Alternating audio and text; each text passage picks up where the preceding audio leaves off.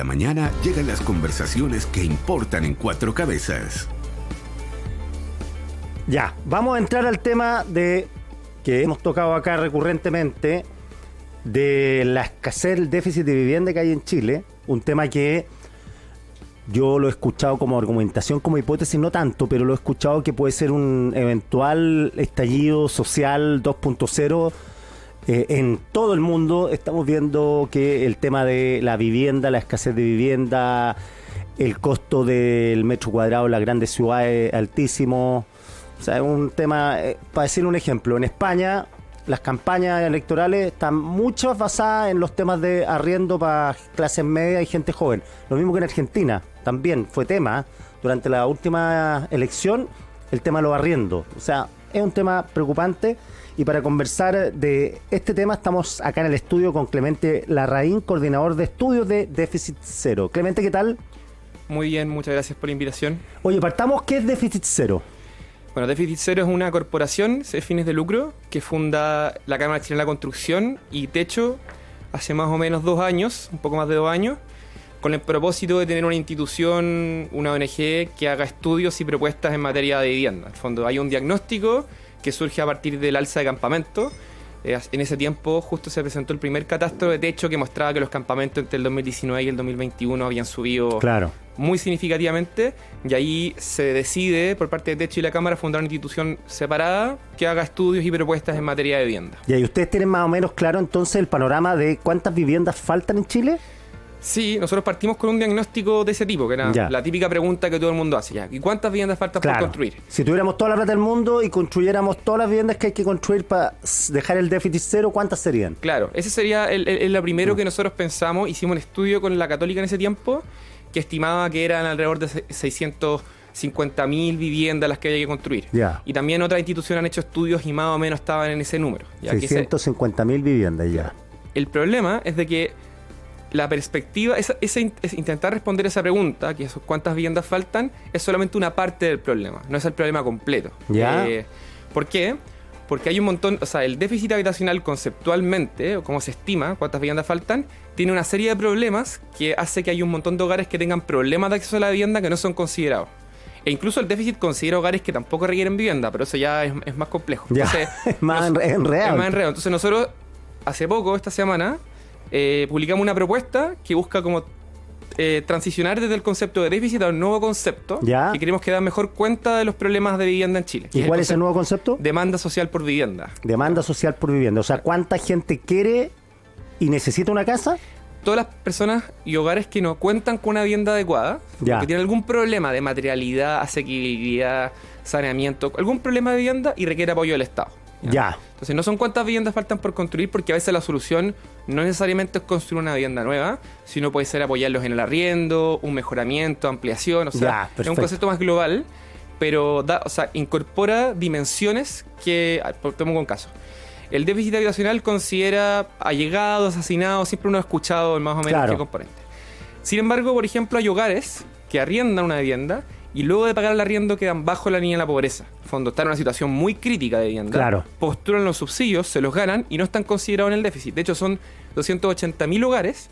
Imagínense, el déficit son 600. 280.000 hogares que arriendan, pagan un arriendo y quedan bajo la línea de la pobreza y no están considerados en el déficit habitacional.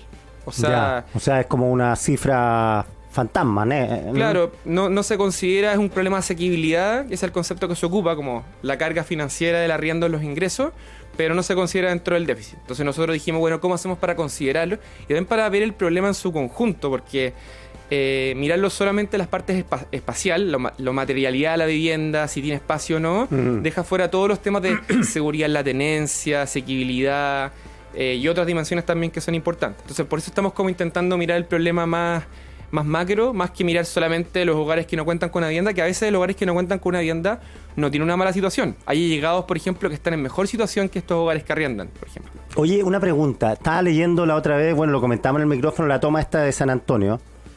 Y me puse a ver fotos, a buscar fotos, y hay casas que están construidas, no son media agua, como uno tiene en la cabeza antiguamente en los campamentos, casa hecha y derecha. ¿Eso se considera déficit de vivienda porque esa persona está en un terreno que no es de él que está en cuestionamiento ahora si el Estado lo compra o no lo compra, pero la gente dice, no, está en mi casa, no me voy a mover de acá, mira la casa que tengo, está excelente, entonces el Estado que compre, pero está en una situación irregular. Claro. Sí, una buena pregunta. La respuesta que tenemos a partir del estudio es que sí, es parte del déficit y también parte de la demanda. ¿Por qué? Porque los hogares en campamentos, pese a que tengan una situación mejor, hay algunos campamentos que están peor que otros, tienen dos problemas. Tienen problemas de seguridad en la tenencia, o sea, pueden perder la vivienda en cualquier minuto. O sea, en el caso, el caso. Por eso. Y segundo, no cuentan con acceso a servicios básicos regularmente. Entonces, ahí hay dos problemas de acceso a la vivienda que son súper graves. O sea, perder la vivienda en cualquier minuto. Y más encima, no poder acceder al alcantarillado, agua potable. En el fondo, ya creo que lo hace parte del déficit. Ahora, hay la demanda o el déficit, hay distintos niveles de criticidad, de gravedad. Claro. O sea, hay hogares que están muy críticos, que se suma hacinamiento, un montón de cosas, y hogares que tienen menos problemas. Entonces, sí, pero obviamente uno pensaría que quizás hay algunos campamentos que no son tan prioritarios como otras situaciones. Ya, pero ahí entonces estaría la política de la focalización, ¿no? Exacto, habría que priorizar. Claro, porque en el fondo, son 600.000 viviendas, pero hacer todas las viviendas es imposible. O sea, hay que decir cuáles son las situaciones más críticas, y en esas situaciones más críticas, ¿quiénes aparecen entre los que necesitan con urgencia una solución? Sí, es importante mencionar que para la priorización de las soluciones no importa tanto, o sea, importa por un lado la situación que se encuentran, que puede ser más o menos grave, pero también las características de la familia. No es lo mismo, por ejemplo, una familia de una mujer con 5 hijos, con menos pocos recursos, que quizás una familia con buena situación. Entonces, o una pareja recién casada que están partiendo. La mezcla de cosas da resultado en una priorización. Y efectivamente la política de vivienda tiene que priorizar y decir, bueno, tenemos que ir a solucionar este problema a poco porque es gigantesco. ¿Cómo vamos abordando primero los grupos más prioritarios? Y ahí aparece de todo un poco. Aparece por un lado algunos campamentos que son bien críticos. O sea, personas que no viven con camino aljibe, sin alcantarillado, con mala materialidad. Hay un grupo de campamentos que es una situación bien crítica. Después hay un montón de arrendatarios. Además que están en terrenos que no son de ellos. Exactamente. Después hay un problema de los arrendatarios. Hay arrendatarios sin contrato, familias con hacinamiento, y que más encima el arriendo representa un porcentaje muy alto de sus ingresos. Entonces, ¿ese arriendo a quién se lo pagan? A una persona que arrienda una pieza. Esos típicos casonas acá en Independencia, que está ahí una casona donde debería vivir dos familias, viven 15. Un cité, los típicos, los conventillos. En verdad el término preciso es conventillo, pero una que es un pasaje con muchas piezas que tienen un baño común. En Chile es bastante común. Y hay, sobre todo con la inmigración.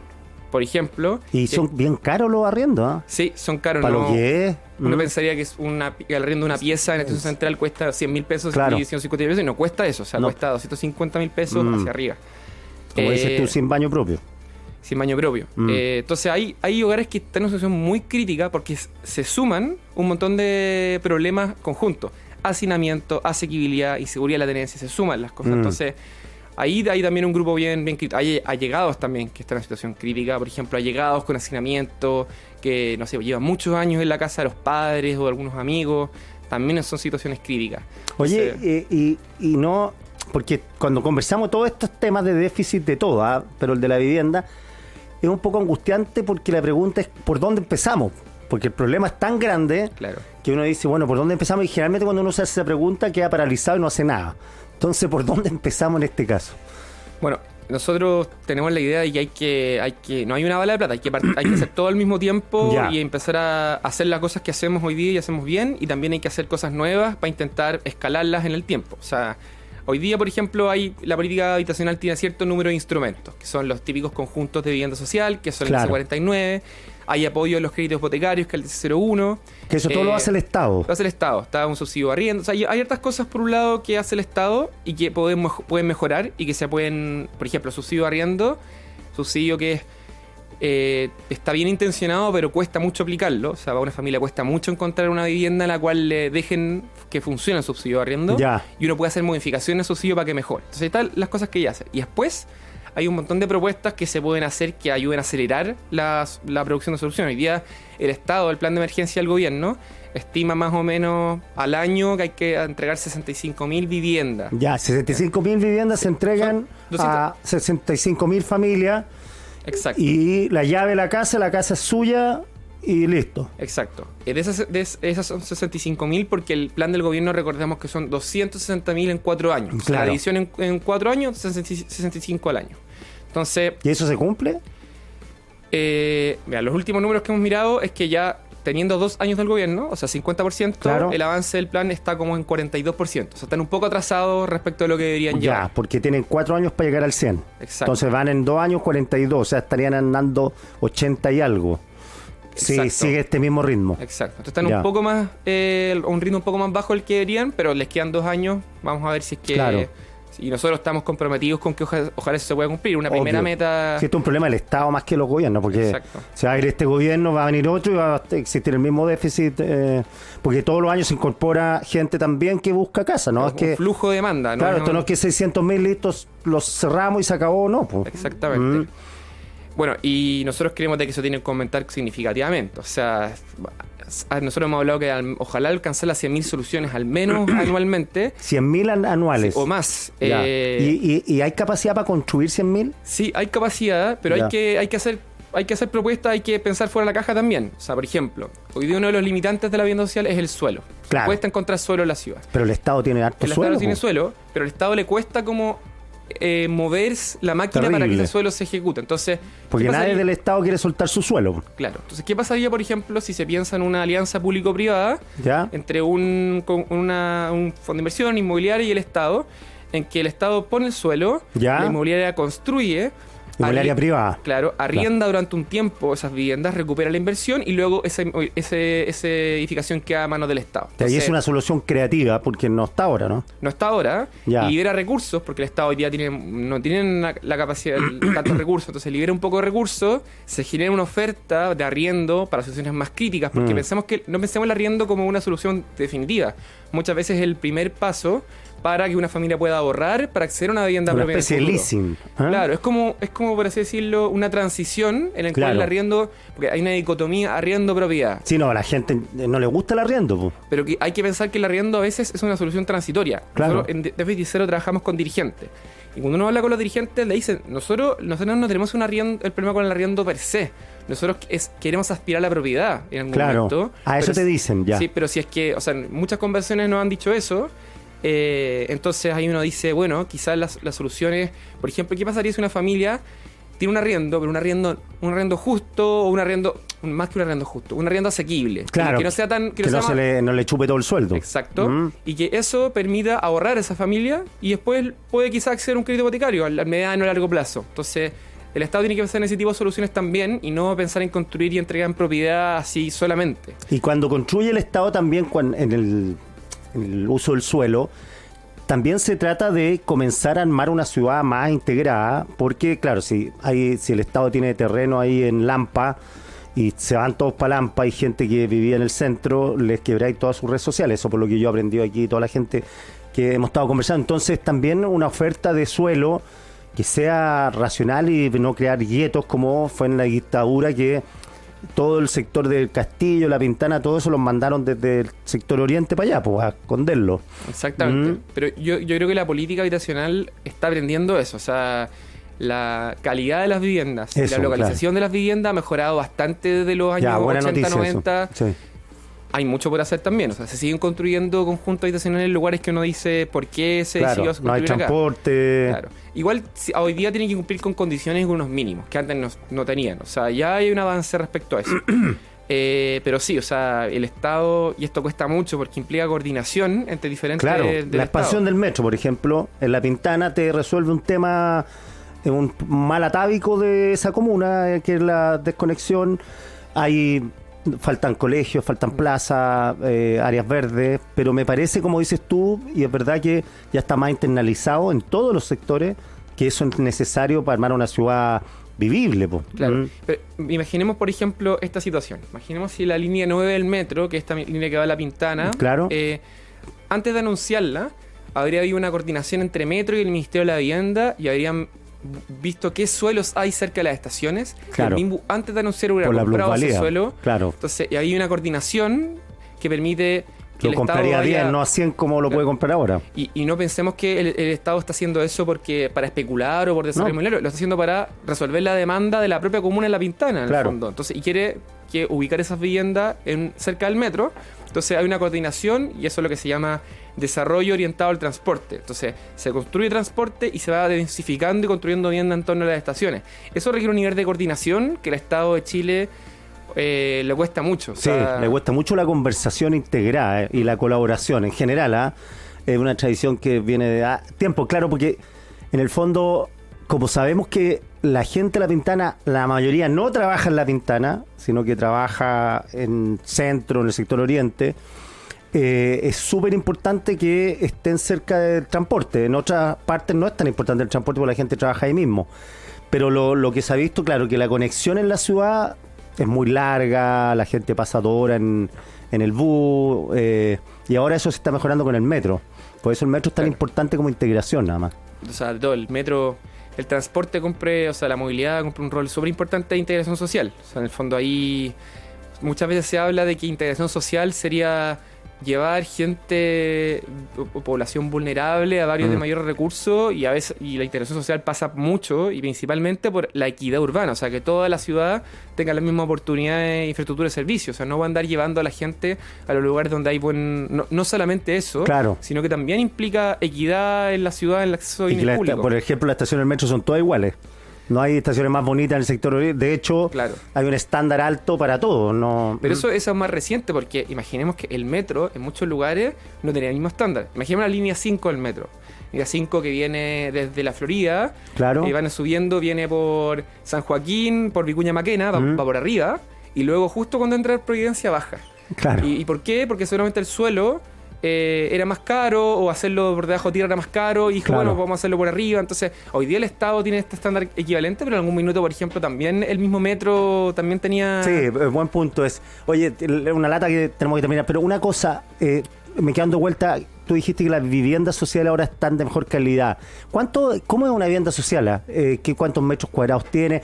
¿Es ampliable o no ampliable? Porque hay una idea esta elemental que instalaron estas casas que se podían ampliar, autogestión de la ampliación, pero una vivienda social, ¿cuánto más o menos la de hoy, la que está haciendo el gobierno hoy día? La vivienda social para hogares, para comités de vivienda que se organizan, el DC49, la vivienda suele ser desde 55 metros cuadrados hacia adelante, suele tener 2 o 3 piezas, más cocina, un living comedor. En el fondo es un estándar muy superior en términos de materialidad, de todo, respecto a lo que se venía construyendo antes. Ahora, también hay el problema de que es tipo estándar por una familia, como por así decirlo, papá, mamá, 2 hijos, y a veces los hogares son muy diversos. Hay hogares más extensos, hogares unipersonales, entonces... Están los allegados. Una reflexión también sobre si es que es bueno esto de que exista una tipología o tiene que... Ahora, eso es tan fácil en estos momentos con la data que hay en análisis de datos, que es tener mapeado bien cómo van cambiando la familia, porque es verdad, porque para una familia de mamá y 2 hijos, que es mucho, hay muchos hogares monoparentales, claro, ¿son las 3 piezas o se puede... ser más flexible en términos de la geografía del lugar en el fondo? Claro. Sí, tema súper relevante. Y ahí, bueno, hay que pensar también en soluciones que del Estado, que, por ejemplo, lo de las viviendas, lo elemental y básicamente que piensan que se puede ampliar, es súper relevante también. Eso hay lugares donde se puede hacer porque hay suelo y ahí se pueden construir casas. Hay otros lugares donde conviene que sea un poco más denso, porque así está bien localizado, entonces conviene que haya más densidad. Ahí yo creo que el Estado tiene que... Pero ya no se hacen esos blogs horribles. No, ya no se hacen... Ya. No, ya no... Y las casas Chuy y todas esas leceras. Hace muchos años que... O sea, el costo promedio de una vivienda de la asociación habitacional ha aumentado significativamente desde los 2000 hasta hoy día. O sea, la vivienda promedio que construye el Estado hoy día está en torno a las 1.200 UF. Y años atrás estaba 100 UF, 200 UF. O sea, el Estado ha aumentado mucho. Igual los costos en general han aumentado. Piensa que la inversión que hace el Estado en vivienda ha aumentado significativamente, pero el número de soluciones que entregamos se ha mantenido más o menos constante. Claro, porque el precio del fierro sube, el precio del cemento sube y te encarece la construcción. Pues, Claro. Oye, qué buena... Bueno, malas noticias el déficit, buenas noticias que se construye mejor y que hay más atención por parte del Estado en general por mejorar cada vez más estas casas que se entregan. Bueno, nos quedó mucho tema pendiente. Clemente Larraín, 1.000.000 de gracias por estar acá. Muchas gracias por la invitación.